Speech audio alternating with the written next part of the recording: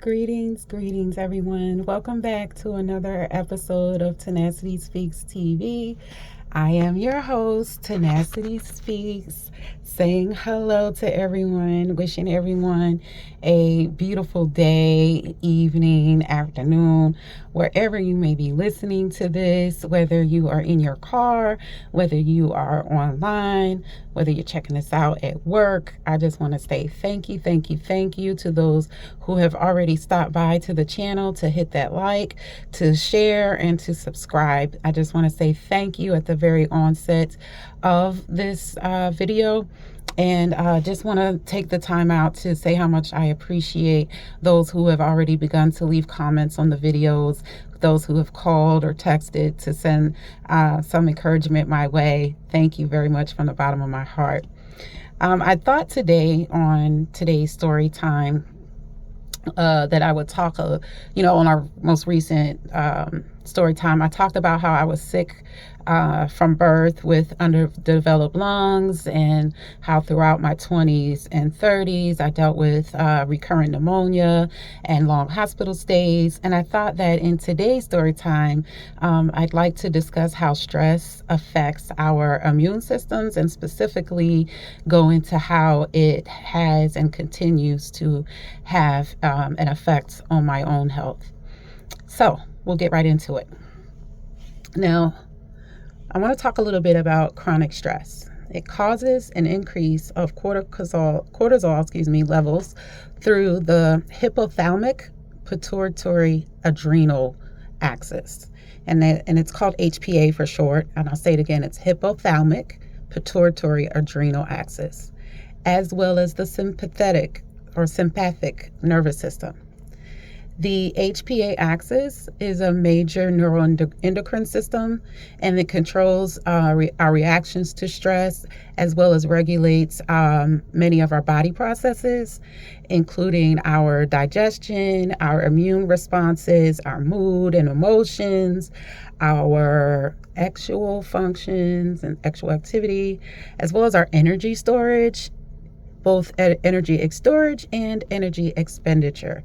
So our chronic stress can really wreak havoc on our HPA axis, as well as our sympathetic nervous system. And I, for one, or many of you, may already have experienced this in your bodies and in your overall health, and you may already be aware by way of what you're feeling, how stress correlates to our physical health and physical well-being. And so I'm no different at all. I think I'm a great example of how, when these two things collide, our stress and our immune systems, when they collide, things can go way off the meters and way off the charts. And I think I'm an example of how that can happen. So today's story time, I thought I'd focus a little bit on how stress has affected my health.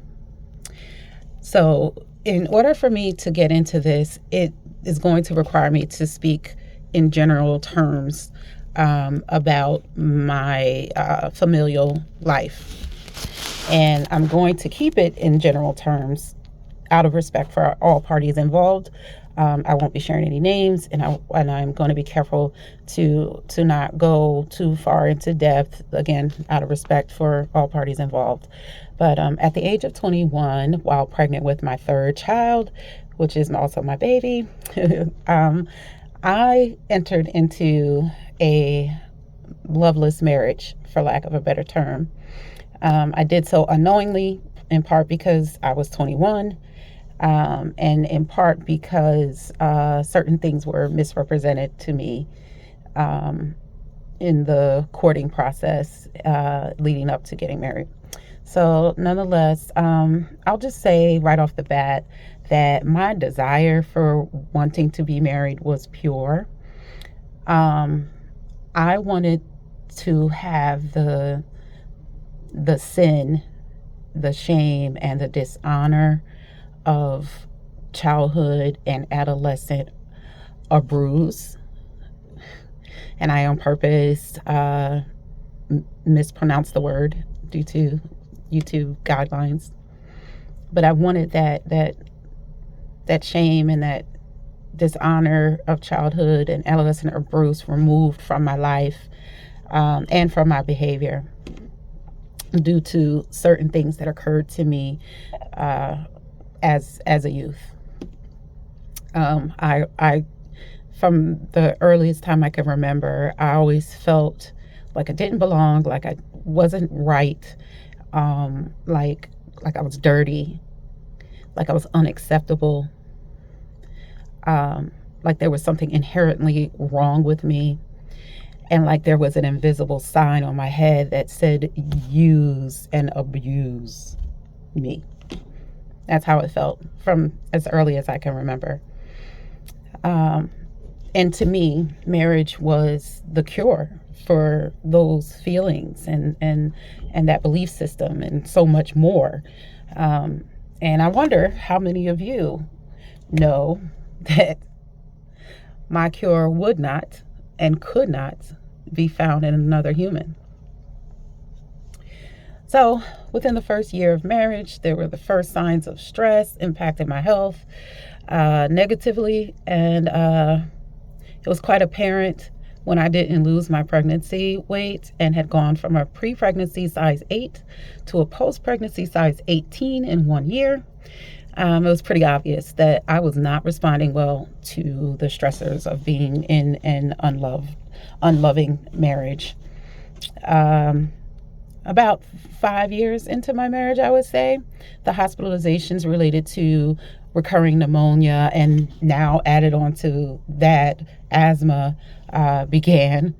And, I had enjoyed a brief remission, if you will, from pneumonia in, like, I would say my mid-teens up to my 20s.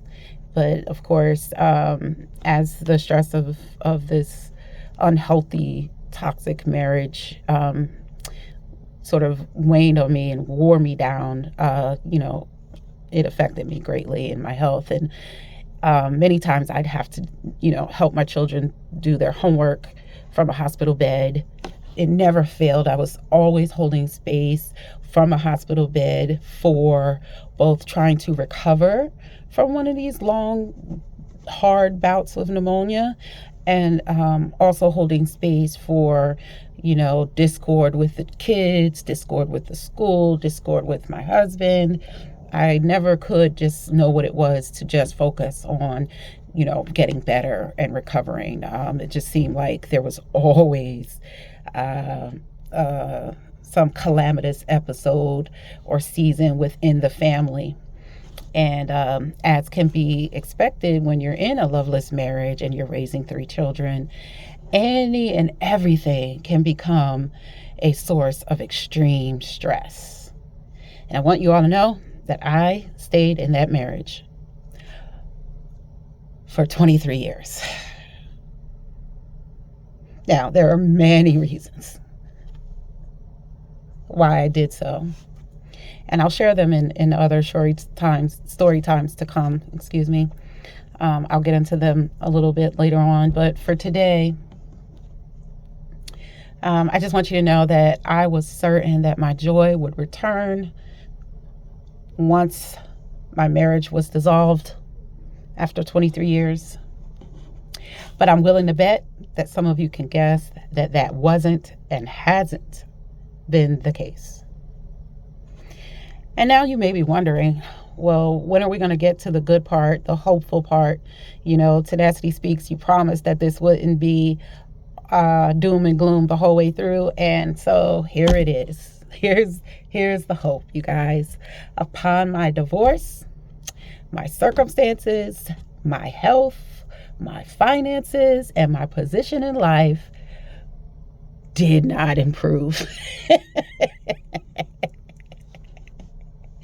And I'm laughing about it. And the reason why I'm laughing about it is because, I had this unrealistic expectation that, okay, I'm going to file for divorce and it's going to be finalized and poof, puff the magic dragon, all my life's problems are going to be gone. And I'm going to know what it is to have abundance and love and light. And the birds are going to land in my hand, and I'm going to be able to feed them out of my hand. And I'm going to be whole, and all the hurt and the damage and the stress that was, inflicted upon me and that I inflicted upon me as well during those 23 years, that it was all going to just go away. How many of you know that's just not reality? And I smile because each day that I take this journey, I learn more about what it is to face the world, not just from a idealistic perspective, but from a real perspective, but real in faith, real in trust. And I'm here to encourage you and myself that God has a plan for me. How do I know this? Because He told me so. I can find it in Scripture that God has plans for me to give me a hope and a future. It says specifically, I know the plans that I have for you. Plans to prosper you and not to harm you. Plans to give you a hope and a future. And I'm here to encourage you and me that God has a plan for you also. And His plans are beyond our ability to ask or think. And they are plans for our good. They are plans for our good. That is a promise we can count on. Man can make promises that they don't keep. Women make promises that they don't keep. Our government can make promises that can't be kept. Our friends, our children, our spouses, our loved ones, our parents, our siblings. Everyone that is human can make promises that they don't keep. But there is a God, and He is real, and He is alive, and He does not break His promises. He does not break His words, and His words will not return to Him void. And so because of that, I put my faith and my hope and my trust in His promises for my life and for your life as well. So I want you all to be encouraged today. I want you all to know that whatever the circumstances are of your life, whatever it is that you are facing this day, God has a plan for you. And it is a plan for your good. It is not a plan to destroy you. Nothing, absolutely nothing that we endure as tenacious individuals is actually meant to destroy us, even when it feels like it is. It is not meant to destroy us. Why is it not meant to destroy us? Well, it's quite simple. Because we have a God who has promised that He knows the plans. We don't know, but He knows the plans that He has for us. And they are plans for our good and not to harm us. And they are plans to give us hope and a future. So, my tenacious ones that are out there listening to this, take heart. Be encouraged. Know that God has a plan for your life. Whatever your circumstances are this day, they cannot and they will not destroy you. Until we meet again, tenacious friends, stay well